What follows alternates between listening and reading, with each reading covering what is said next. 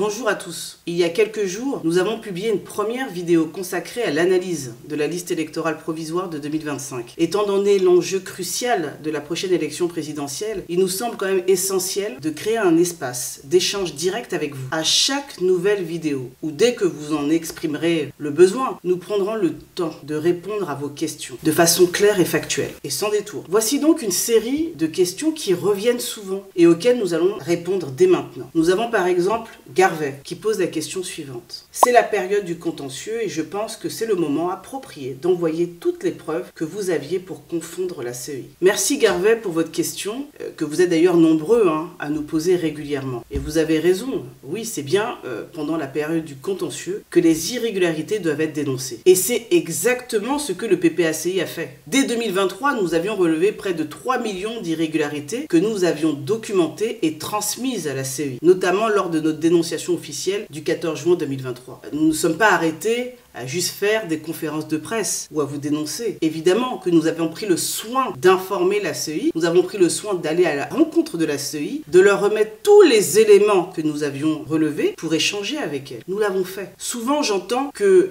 le PPACI parle beaucoup, mais pourquoi ne fait-il pas des réclamations? Nous l'avons fait. Et la CEI ne pourra jamais contester cela, et d'ailleurs elle ne le fait pas. Elle laisse évidemment, ces partisans qui s'assimilent à ceux du RHDP prétendent le contraire, mais elle le sait, nous l'avons bien fait, et cela dès 2023. Et malgré cela, la CEI n'a rien fait. Elle a laissé toutes ces irrégularités intactes. Pire, en 2025, ces irrégularités ont doublé. Donc oui, nous avons dénoncé ces anomalies, et nous continuerons à les dénoncer, mais le vrai problème est ailleurs. La CEI refuse d'agir. Autre difficulté, même quand un citoyen veut faire une réclamation, il se heurte à un mur administratif. Prenons un exemple que vous pourrez comprendre. Imaginons que votre voisin est décédé, mais vous voyez son nom toujours inscrit sur la liste électorale. Vous voulez demander sa radiation? Très bien. Mais la mairie ne vous donnera jamais son acte de décès. C'est normal. Vous n'êtes pas un membre de la famille. Et sans acte de décès, votre réclamation sera rejetée. Le comble, c'est que la CEI, elle peut légalement demander ce document à la mairie. La loi lui donne ce pouvoir, mais elle refuse de le faire. Résultat, des milliers de morts restent inscrits. Non pas par erreur, mais par refus volontaire de la CEI d'utiliser les moyens légaux mis à sa disposition. Et puis, effectivement, il y avait beaucoup de personnes qui étaient mortes, qui sont mortes, effectivement, sur la liste électorale. Maintenant, pourquoi vous cherchez preuve? Comment? Pourquoi vous cherchez une preuve?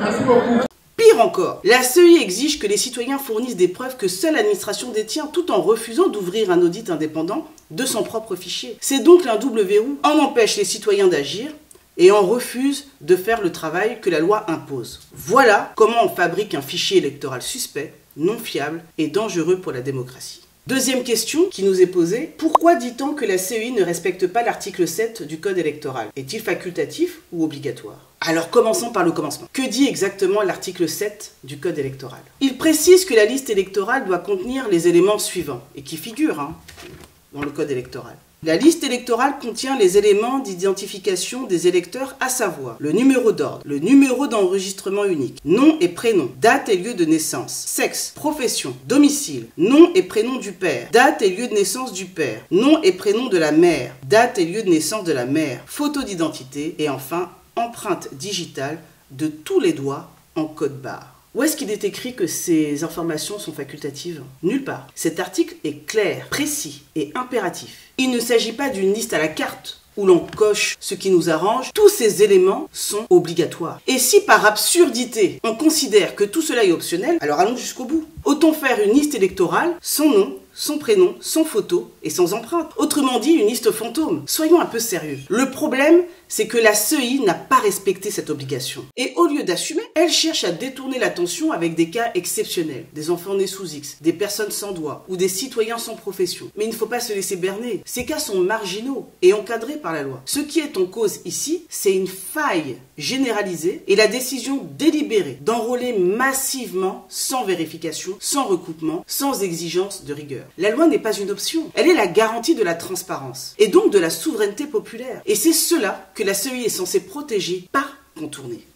Troisième question qui nous a également été adressée par mail et qui est la suivante. L'application stricte de l'article 7 ne revient-elle pas à exclure les personnes nées sous X, sans mère ou père connu, ou amputé d'une main, ou encore des personnes qui n'ont qu'un seul prénom, alors que le mot prénom est écrit au pluriel dans le code électoral? Évidemment que non, mais soyons honnêtes. Est-ce qu'il y a 6 millions d'Ivoiriens amputés de leurs mains? Est-ce qu'il y a 6 millions d'Ivoiriens qui ignorent l'identité de leurs parents? Poser la question, c'est déjà y répondre. Les exemples agités par la CEI, personnes sans doigt, enfants nés sous X, sont des cas exceptionnels, parfaitement encadrés par des régimes dérogatoires, et ne peuvent en aucun cas justifier une désorganisation à l'échelle nationale. L'absence d'un doigt, par exemple, n'empêche pas l'enregistrement biométrique. Les systèmes modernes, ceux de l'ONESI inclus, prennent en compte les cas particuliers et enregistrent cette donnée comme telle. Le pluriel dans le mot prénom ne signifie pas qu'il en faut obligatoirement 2 au moins. Le droit civil reconnaît parfaitement les personnes ayant un seul prénom. Insinuer le contraire, c'est confondre la grammaire avec le droit. Ne pas avoir une profession n'est pas une anomalie. L'administration peut tout simplement indiquer sans profession, comme elle le fait déjà dans les actes de naissance ou les bases d'état civil. Quant aux enfants, son père connu ou nés sous X, ce sont des situations rarissimes et encadrées légalement. Ils ne représentent certainement pas plusieurs millions de cas. En réalité, la CEI brandit quelques exceptions marginales pour tenter de masquer un dysfonctionnement massif et généralisé. Ce n'est pas de compassion qu'il est ici question, mais d'une absence totale de rigueur et de contrôle dans l'établissement de la liste électorale. Ce que la loi exige, ce n'est pas la perfection absolue, non, mais la transparence et le respect du droit. Et il faut le dire clairement, ce débat n'est pas simplement administratif ou technique. Il est profondément politique. Car ce qui est en jeu ici, c'est le droit du peuple ivoirien à une élection crédible, juste et conforme à la Constitution. Voyons maintenant la 4e question qui nous est souvent revenue. Pour s'enrôler, on peut utiliser la nouvelle CNI ou un certificat de nationalité. La CNI ne contient pas la filiation. Est-ce vraiment la faute de la CEI si le fichier est incomplet? Oui, c'est bien de la responsabilité de la CEI. Comme nous l'avons déjà rappelé, l'article 4 de la loi du 9 octobre 2001 donne à la CEI le pouvoir explicite de solliciter toutes les informations utiles auprès de toutes les administrations du pays. Autrement dit, elle avait l'entière capacité et l'obligation d'obtenir les données de filiation auprès de l'ONESI, des mairies ou des tribunaux. Si elle a choisi de ne pas le faire, alors elle engage pleinement sa responsabilité. Alors, est-ce que tout le monde a compris bien cette étape? Il est bon de le préciser, je vais reprendre. Alors, quand le requérant arrive, en principe, je vous explique, quand le requérant vient avec sa carte nationale d'identité, nouvelle formule, le nom des pères et mères ne sont pas inscrits au dos. Donc, on demande au requérant d'envoyer l'extrait de naissance où sont mentionnés les noms de ses pères et mères. Et nous vérifions et nous remettons à l'agent formulaire qui va se charger de remplir le formulaire. Il n'est pas obligatoire d'avoir un extrait d'acte de naissance pour se faire enrôler. L'extrait d'acte de naissance ne fait pas partie des pièces pour se faire enrôler. Quand le citoyen vient avec sa carte nationale d'identité, il n'est point besoin de lui demander un extrait d'acte de naissance. Le fichier est incomplet, non pas par manque d'informations disponibles, mais parce que la CEI a refusé de faire les vérifications nécessaires alors qu'elle en avait les moyens, le droit et le devoir. Alors bien sûr, vous allez voir, elle brandira sûrement le décret du 5 septembre 2024 qui fixe les modalités de révision de la liste électorale. Elle vous dira que ce décret prévoit qu'un électeur peut s'enrôler avec une CNI en cours de validité, un récépissé d'enrôlement de l'ONESI ou un certificat de nationalité. Elle le fera. Mais ce que la CEI ne vous dira jamais, c'est que ce décret a été élaboré sur sa propre proposition. Oui, c'est la CEI elle-même qui a proposé ce texte. Regardez bien le décret. Il est écrit sur proposition de la CEI. Donc si ce décret est insuffisant pour garantir le respect de l'article 7 du code électoral, la CEI ne peut s'en prendre qu'à elle-même. Et le plus grave, c'est que même avec la nouvelle carte d'identité, la CEI avait un moyen simple d'obtenir la filiation des électeurs. Il lui suffisait de transmettre à l'ONESI le numéro NNI qui figure sur la CNI. En retour, l'ONESI peut fournir la filiation complète du titulaire. C'est un processus normal qui peut être utilisé. Alors la première étape, c'est l'identification. Il faut identifier le citoyen dans un état donné pour qu'il puisse remplir les conditions d'exercice de ses droits dans l'État. Tant que le citoyen n'est pas identifié, il ne peut pas exercer ses droits. D'où la nécessité de l'identifier. Mais là Là encore, la CEI a préféré ne rien faire. Elle a choisi l'enrôlement à la chaîne, sans croisement, sans contrôle, sans vérification, pour ensuite se cacher derrière des pièces incomplètes qu'elle avait pourtant les moyens de compléter. Et puisque la CEI aime parsemer ses réponses de locution latine, croyons que ça la rend intelligente. En voici une qui va parfaitement. Nemo auditur propriam turpitudinem allegans. Tous les juristes la connaissent. Nul ne peut se prévaloir de sa propre turpitude. En clair, la CEI ne peut pas proposer des règles, les appliquer mal, puis prétendre qu'elles sont à l'origine des dysfonctionnements qu'elle a elle-même provoqués.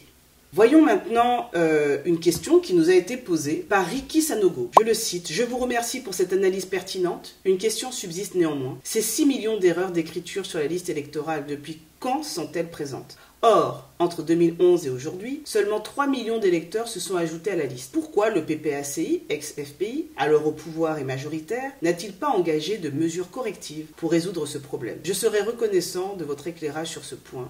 Merci. Merci Ricky Sanogo pour cette question. D'abord, appelons les choses par leur nom. Il ne s'agit pas d'erreur d'écriture, mais bien de 6 millions d'irrégularités et de fraudes électorales. Ce n'est pas une coquille, c'est une alerte démocratique. Ces anomalies sont bel et bien présentes sur la liste électorale provisoire de 2025. En 2023, elles concernaient un peu moins de 3 millions d'électeurs. Ça veut dire quoi ? Ça veut dire qu'en 2 ans, le chiffre a doublé. Et ce n'est pas une estimation hasardeuse. Ces données viennent du fichier officiel transmis par la CEI elle-même. Alors que s'est-il passé entre-temps ? Ce n'est clairement pas le fait des électeurs, car seulement environ 600 000 personnes ont sollicité une modification de leurs données personnelles. Il est donc mathématiquement impossible que 3 millions de citoyens aient soudainement oublié l'identité ou la date de naissance de leurs parents en 2 ans. Autrement dit, la manipulation du fichier électoral ne vient pas des électeurs, mais bien de l'intérieur de la CEI. Et c'est à elle de s'expliquer. On ne parle pas ici d'un vieux fichier bricolé en 2011. C'est pas ça. On parle d'un fichier manipulé entre 2023 et 2025, à une époque où la CEI disposait pourtant de tous les moyens technologiques, humains et financiers, notamment un budget de 27 milliards de francs CFA pour faire un travail propre et rigoureux. La Commission électorale indépendante est consciente de l'importance et de la délicatesse de sa mission qui lui a été confiée par le constituant et le législateur, et de son impact sur la paix et la cohésion sociale. En conséquence, son objectif est de produire, conformément aux dispositions légales, une liste électorale propre et crédible pour un processus électoral transparent et fiable, gage d'élections apaisées pour la stabilité et le développement de notre cher pays. Alors non, la CEI ne peut pas se cacher derrière les failles du passé pour excuser ses fautes présentes. Les faits sont là, les chiffres sont là, et la responsabilité est clairement identifiée. Dernière question qui nous a été posée. La CEI dit que ces erreurs sont la conséquence d'une circulaire de 2008 signée par le Premier ministre Guillaume Soro. N'êtes-vous pas responsable? Bon, là on touche le fond de la créativité juridique. De façon CEI, franchement. Sortir une circulaire de 2008 pour justifier l'inapplication d'un article de loi issu d'une ordonnance de 2020, c'est à la fois pathétique, absurde et révélateur. D'abord un petit rappel de base en droit. Une circulaire n'a aucune valeur normative supérieure à une loi. Elle ne peut ni modifier, ni suspendre un texte législatif. Elle sert au mieux à accompagner l'application d'une loi déjà existante, mais pas à réécrire l'avenir. Et pourtant, la CEI veut nous faire croire que cette circulaire de 2008 interprète déjà l'article 7 du Code électoral adopté en 2020. Soit 12 ans plus tard. On avait déjà vu, grâce à la CEI, des électeurs plus âgés que leurs parents, des mères accouchant à 160 ans, et même des pères encore à naître en 1953. Maintenant, place au dernier exploit, des circulaires qui remontent le temps pour interpréter des lois futures. Soyons sérieux. L'article 7 du Code électoral, dans sa version actuelle, est clair, impératif et issu d'une ordonnance du 8 avril 2020. Rien dans le droit ni dans la logique ne permet de justifier son inapplication par une circulaire antérieure à l'ordonnance de 2020. Rien. C'est une tentative de diversion et elle est aussi maladroite que grossière. La vérité, c'est que la CEI cherche désespérément à justifier l'injustifiable. Un fichier électoral truffé d'anomalies, d'usurpations, de doublons, de morts et de miracles biologiques. Et ce qui est plus grave encore, c'est qu'elle tente de maquiller ses manquements en fabriquant elle-même de fausses explications via son site Alert Fake News, qui semble devenu, ironie du sort, un vrai générateur de fake news. Sèvres de son côté reste du côté du droit, des faits et du peuple, et appelle tous les citoyens à rester vigilants, pacifiques, mais fermement mobilisés pour exiger ce qui leur revient. Une liste électorale crédible, conforme et digne d'un état de droit. Voilà, vous avez été nombreux à poser des questions, à chercher à comprendre, à demander des clarifications, et c'est une excellente chose. Car la démocratie, c'est aussi cela. Comprendre pour pouvoir choisir, s'informer pour pouvoir agir. Nous espérons que ces réponses vous auront permis d'y voir plus clair et surtout de mesurer l'enjeu immense que représente l'assainissement de notre liste électorale. Ce combat n'est pas celui d'un parti politique, c'est celui de tous les citoyens qui veulent une élection transparente, crédible et juste. Et ce combat, il ne se mène pas seulement sur les réseaux, il se mène dans les commissions locales, dans les réclamations, dans la vigilance quotidienne. Alors restons mobilisés, solidaires et déterminés, parce que le vote du peuple ne se marchande pas, ne se trafique pas, ne se vole pas. À très bientôt pour d'autres réponses, d'autres vidéos et surtout d'autres actions. Le combat continue ensemble.